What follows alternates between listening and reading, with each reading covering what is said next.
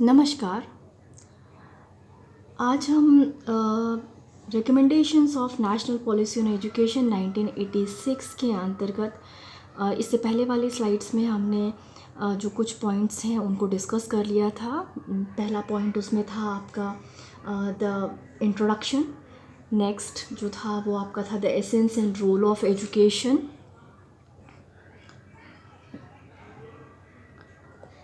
और तीसरा था नेशनल सिस्टम ऑफ एजुकेशन। ये तीनों हम लोग पिछले स्लाइड्स में पढ़ चुके हैं और आज हम पार्ट 4 एजुकेशन फॉर इक्वालिटी जो है उसके बारे में बात करेंगे। समानता के लिए शिक्षा। नई शिक्षा नीति के तहत जब बात कही गई थी तो एजुकेशनल जो अपॉर्चुनिटी है उनमें इक्वालिटी और एजुकेशन के क्षेत्र में आपके जो विशेष ध्यान जो है वो देने की बात कही गई, जिसमें रिमूवल ऑफ डिस्पैरिटी जो है, यानी कि वो इट मे बी पॉसिबल कि वो रीजनल डिस्पैरिटी हो, एजुकेशनल डिस्पैरिटीज़ हो, डिफरेंट डिस्पैरिटीज़ जो भी हैं उन सब को भी दूर करते हुए इक्वल एजुकेशनल के जो अवसर हैं उनको प्रोवाइड करने की बात कही गई थी। इसके साथ साथ ही महिलाओं की जो स्थिति है उसमें आधारभूत जो परिवर्तन है उसको लाने की बात कही गई। इलिटरेसी जो है महिलाओं में उन जो इलिटरेसी का जो दायरा है उसको कम से कम करने की बात कही गई थी।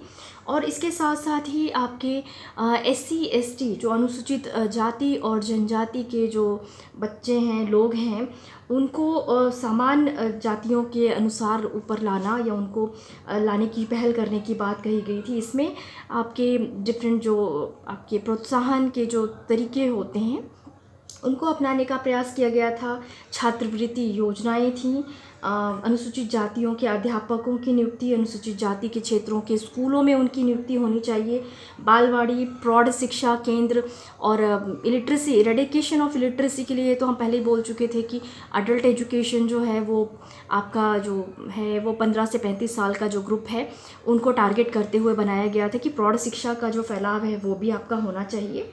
इसके साथ साथ ही इन क्षेत्रों में, यानी कि वीक और डिसएडवांटेज ग्रुप के जहाँ पे लोग रह रहे हैं या फिर जो रूरल एरियाज़ हैं या ट्राइबल कम्युनिटीज़ की जो एरियाज़ हैं, इन क्षेत्रों में आपके जो पिछड़े वर्ग के लोग हैं उन क्षेत्रों में शिक्षा को विशेष प्रोत्साहन देने की व्यवस्था जो है वो होनी चाहिए। और इसके साथ साथ ही पर्वतीय क्षेत्र, डेजर्टेड जो इलाके हैं, रेगिस्तानी इलाके हैं, दूरवर्ती जो इलाके हैं उन पे भी ध्यान दिया जाए।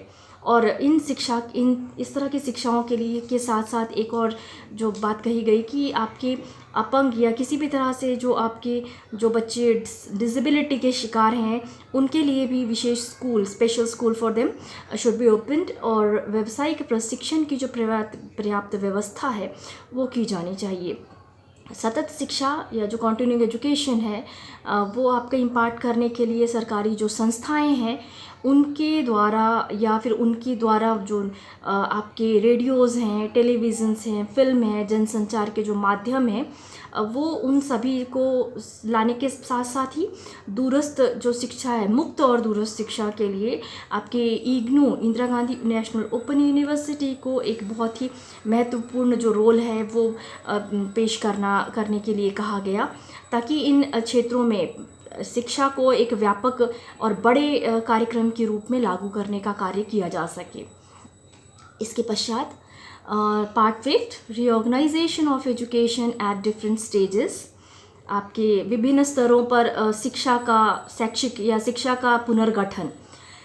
इसके अंतर्गत हम जैसे देख रहे हैं early childhood care and education, ECCE programme, पूर्व बाल्यकाल परिचर्या और शिक्षा जो है, इस तरह के कार्यक्रम में बच्चों के और जो स्वास्थ्य, सामाजिक, मानसिक, नैतिक, संवेगात्मक जो विकास है उसको ध्यान में रखते हुए उसको प्राथमिकता दी जाए, प्रायोरिटी दी जाएगी। उसको प्रायोरिटी के साथ साथ ही इसको एकीकृत बाल सेवा जो प्रोग्राम्स हैं उनके साथ जोड़ा जाए। Next is they have to impart child-centered and activity-based approaches to these children। और एक और चीज़ यहाँ पे है कि प्रारंभिक शिक्षा के अंतर्गत आपके 14 वर्ष तक की आयु के बच्चों को सार्वभौमिक जो शिक्षा है, यूनिवर्सलाइजेशन ऑफ एजुकेशन के तहत सार्वभौमिक शिक्षा का जो प्रसार है वो किया जाए। शिक्षा की गुणवत्ता में जो पर्याप्त जो सुधार के जो कार्यक्रम हैं वो किए जाएं। माध्यमिक शिक्षाओं में भी आपके शिक्षा के जो छूटे गए जो क्षेत्र हैं, जहाँ जहाँ पे भी हमें कमी दिखाई देती है, उन कमी वाले क्षेत्रों तक हम अपनी पहुँच बना करके जो है उनकी कमियों को दूर करने का प्रयास होना चाहिए। इसके साथ साथ स्पेशल जो चाइल्ड्स हैं या विशेष योग्यता वाले बच्चे हैं या अभिवृत्ति वाले बच्चे हैं, तो उनके लिए पेस सेटिंग स्कूल की ये जो एक अवधारणा है, यानी कि गति निर्धारक स्कूल, उनके पेस के अनुसार जो है एजुकेशन का जो कार्यक्रम है वो आगे बढ़ेगा। तो पेस सेटिंग स्कूल की जो स्थापना है वो देश के अलग अलग पार्ट्स में करा जाएगा। नेक्स्ट जो इम्पॉर्टेंट आस्पेक्ट इस पार्ट का था, that is your vocational education. It should be reorganised. आपका जो शिक्षा का जो ये वोकेशनलाइजेशन, व्यावसायिकरण जो है वो व्यवस्थित होना चाहिए, योजनाबद्ध होना चाहिए, और उनको उन कार्यक्रम के लिए जो है शैक्षिक पुनर्गठन की ज़रूरत है। इसके लिए आपकी जो उत्तरदायित्व है या जो रिस्पॉन्सिबिलिटी है, it should be shared by government and non government agencies. तो आपके ये जो शिक्षक है, ये जो इस तरह की शिक्षा प्राप्त जो बच्चे हैं या जो लोग हैं, उनको आपके जॉब्स के साथ, डिफरेंट ऑक्यूपेशंस के साथ जो है वो जोड़ने का कार्य होना चाहिए। और हायर एजुकेशन में जो है उनकी एकीकरण और उनकी सुविधाओं के विस्तार के बारे में कहा गया, ताकि और भी जो कॉलेजेस हैं या जो यूनिवर्सिटीज़ हैं उनको स्वायत्तता दे करके उनकी संख्या बढ़ाने का काम किया जाए। और इस तरह के जो स्वायत्त प्राप्त विभाग होते हैं, जो ऑटोनमस जो यूनिवर्सिटीज़ के डिपार्टमेंट्स हैं, उनकी भी स्थापना आपकी की जाए और उनको प्रोत्साहित किया जाए। इसके साथ साथ ही पाठ्यक्रम और जो अन्य कार्यक्रम हैं उनको भी रिफ्रेम करना होगा। भाषा की जो ज़रूरतें हैं या जो योग्यताएं हैं उन पे भी ध्यान देना होगा। और जितने भी अनुसंधान हैं, जो भी हायर एजुकेशन में जब हम अवसरों की बात कर रहे हैं या और ज़्यादा इम्प्रूवमेंट की बात कर रहे हैं, तो रिसर्च एक्टिविटीज़ के लिए जो है ज़्यादा से ज़्यादा सहायताएं प्रदान करनी चाहिए, ताकि क्वालिटी जो एजुकेशन है उसको, क्वालिटी को मेंटेन करने का जो कार्य है वो हम कर सकेंगे। इसके पश्चात है मुक्त विश्वविद्यालय व दूरस्थ अधिगम के जो कार्यक्रम हैं उनको भी आपको हम पहले ही भी बात कर चुके हैं कि इग्नू जो है, इंदिरा गांधी मुक्त विश्वविद्यालय जो है, उसको हायर एजुकेशन में जो है प्रौढ़ शिक्षा और बिना किसी बैरियर के कार्य करने के लिए, मतलब शिक्षा को समान अवसर देते हुए उसको और ज़्यादा प्रचारित और प्रसारित करने के लिए इग्नू जैसे कार्यक्रम या खुला विश्वविद्यालय की प्रणाली जो है उसको शुरू करा गया था। और इसके साथ साथ ही डिग्रीज़ को जॉब के साथ डीलिंक करने का जो कार्य है वो इसमें कहा गया था, कि आपकी जो भी क्षेत्र हैं जहाँ पे भी जो डिग्रीज़ ली गई हैं उनको, और जो सेवाएं हैं या जो जॉब अपॉर्चुनिटीज़ हैं उनको, उन दोनों को विलग कर दिया जाए, अलग किया जाए, ताकि आपके रोज़गारों के लिए अभी जो आपके जो लोग हैं, जो स्टूडेंट्स हैं, उनकी उपयोगिता को जानने के लिए अलग से प्रशिक्षण या परीक्षण किया जा सके, उनको डिग्रीज़ के साथ लिंक करने की कोशिश ना करी जाए।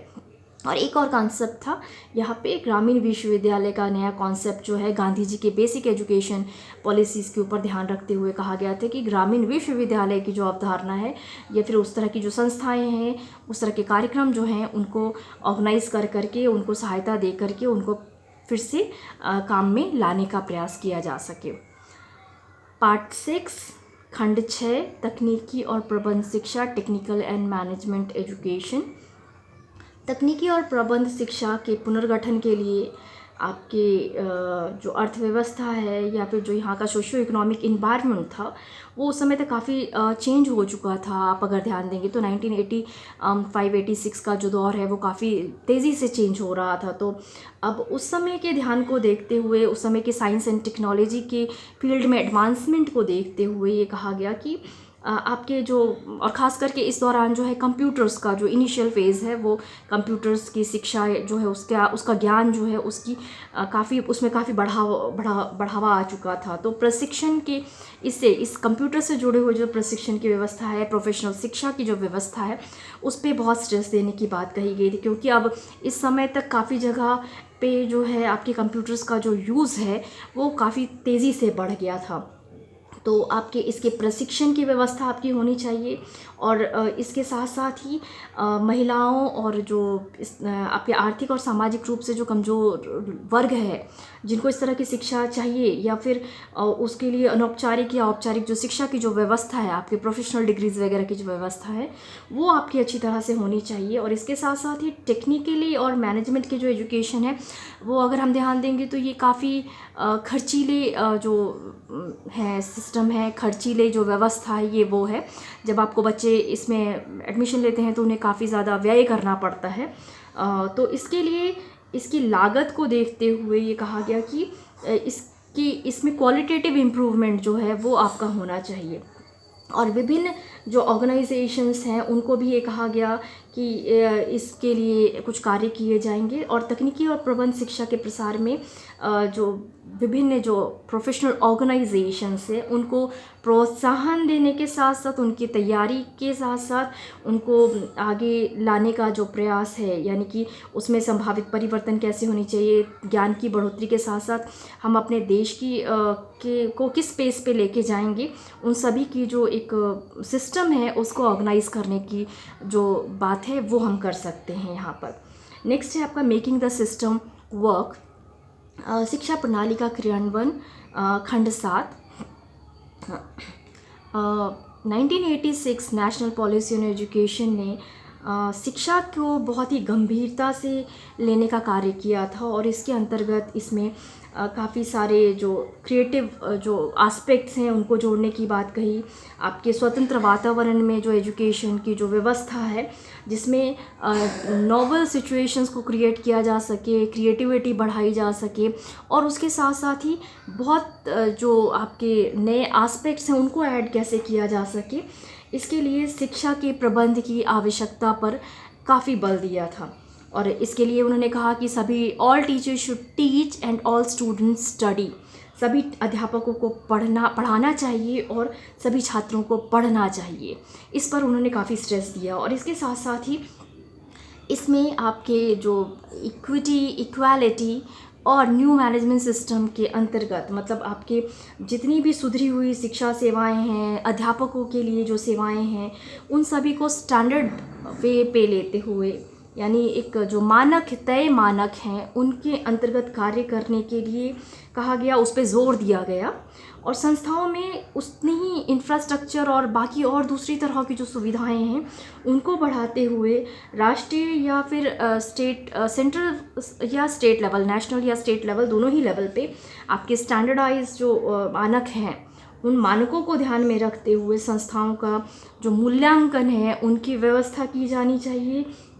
और इसको काफ़ी गंभीरता से लेने का प्रयास जो है वो आपका किया जाना चाहिए, क्योंकि ये एक ऐसा एस्पेक्ट है जब आपकी जो सिस्टम है उसको वर्क करने के लिए उस तरह की सारी जो एक्टिविटीज़ हैं, सारी जो सुविधाएं हैं, जब हम उन सबको वो प्रदान करेंगे तो आपका सिस्टम भी अच्छी तरह से काम करने का प्रयास करता है। इसके साथ साथ ही आपकी जो 1986 की जो पॉलिसी थी, उन्होंने काफ़ी ज़्यादा जो है आपकी इसमें ध्यान अगर देंगे आप, तो हमने पहले भी कहा था कि इससे पहले समवर्ती शिक्षा जो है वो समवर्ती सूची में नहीं थी, लेकिन अब इस समय तक समवर्ती सूची में आ जाने के बाद जो है स्टेट और सेंटर की जो एक साझी जिम्मेदारी होती है वो आपकी शिक्षा के क्षेत्र में आ गई थी, जिसमें आपकी स्टेट की रिस्पॉन्सिबिलिटी के साथ साथ सेंट्रल गवर्नमेंट, जो आपके केंद्र सरकार है, उसकी भूमिका का या उसके दायित्व जो थे वो अधिक थे as compare to state government. तो आपकी जो केंद्र सरकार है वो शिक्षा के क्षेत्र में ज़्यादा से ज़्यादा रिस्पॉन्सिबल होकर के कार्य करने का प्रयास करेगी, ताकि उसके लिए उच्च शिक्षा और उसमें आने वाले जो गुणात्मक या जो क्वालिटेटिव जो इम्प्रूवमेंट है वो आने का काम हो सके। इसके साथ साथ ही आपकी केंद्र सरकार जो है वो आपकी नई शिक्षा नीति के तहत जो है एक पढ़े लिखे और शैक्षिक वर्ग की स्थापना करे, जो आपकी सर्वव्यापी और निःशुल्क हो, और उसके साथ साथ ही वो काफ़ी सारे लोगों को हमारे सिस्टम में काम करने के लिए तैयार कर सके। और राज्य शिक्षा नीति के अंतर्गत जो है आपके रोज़गार को जो है डीलिंक करने की जो व्यवस्था करी गई थी, उसके अंतर्गत जो है आपके प्रजातांत्रिक अधिकारों के साथ साथ ही जो है एजुकेशन को एक बड़े पैमाने पे तैयार करने की जो है वो कोशिश जो है वो आपके केंद्र सरकार के द्वारा होनी चाहिए। धन्यवाद।